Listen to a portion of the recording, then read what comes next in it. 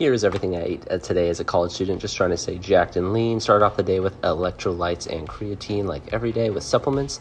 Then I had a banana, pre-run banana, down the ghost of the day, and then we were off on a 4-mile run.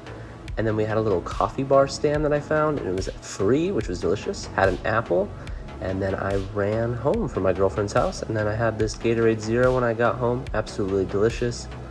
And then had 12 ounces of 96.4 beef on a salad, watched Eric the Electric, made my dog his dog food, he eats better than you, had some Diet Root Beer, had some Diet Coke Zero, then I got to finally try one of these Pop-Tarts, had one bite, so good, gummy bears, and then some frozen veggies with real good chicken and potatoes. Beck was joining us, and I had a Ninja Creamy.